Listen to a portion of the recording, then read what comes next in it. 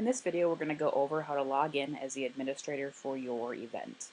So I have sent everyone their username and passwords for this online fundraising system, and for today's training, we're going to use the Richmond Reproductive Freedom Project as our example fund.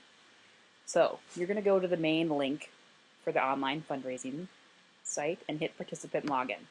This is where you're going to log in as an administrator, just as if you were a participant. But because the information I have set up for you, you're going to be given a different level of access to information than your regular participants, your bowlers. So we're going to log in as Lindsay. We're logging in. Every time you log in as your admin, you're going to come here. It's going to say welcome, your name. You're going to see the name of your fund right here, and you're going to see a series of buttons over here to the side.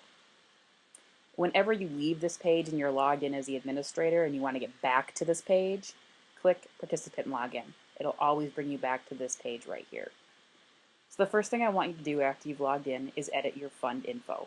So you click on this button. You're going to come to this page where you have information for your fund, the event, your fundraising goals, taglines, custom questions, and your logo.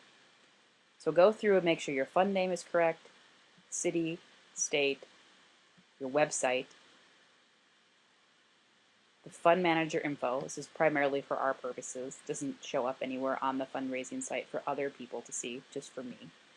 Make sure you change your password to something that you can remember. Do not keep it at password. And your phone number. I have just defaulted and chosen a tagline for your fund. Feel free to change it to whatever one of these three you'd like it to be.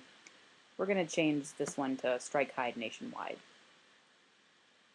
Here you can also upload your logo on your event, and this will show up on your fund's homepage to the right hand side, which I will show you. So if you're going to upload a logo, you click right here where it's Insert Image. Another box pops up, and in this box you want right here where it says Upload Files. What you're going to do is basically find your logo somewhere on your computer, just like you would as if you were attaching a document to an email. So I've already gone through this process, but let's just say, for example, we're looking for something. So we do this and we find another logo, open it, and we just hit insert and it uploads. I'm going to cancel for right now because I've already done this. So let's say I went ahead and this pops up after I've done that. Oh, and I like that. I also want to make this logo a link to my email. So I've clicked on it, I've taken this cursor and just slid it over, and then here's this little insert hyperlink button. Click on that, type in the website for your fund right here, have it open up in a new window, and then hit OK. And then that'll save. So if you move to the other side, the event name is going to be our RFP Bowlathon for this particular event. The event location is Plaza Bowl. You want to put your bowling alley in there. The event date. The fundraising goals. I have defaulted everyone's fundraising goals to $5,000 throughout the system. Please change that to whatever your fundraising goal is going to be. I've also defaulted the goal for individuals at $100.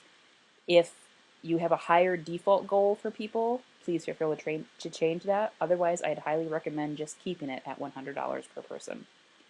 I've also set the default goal for teams at $500.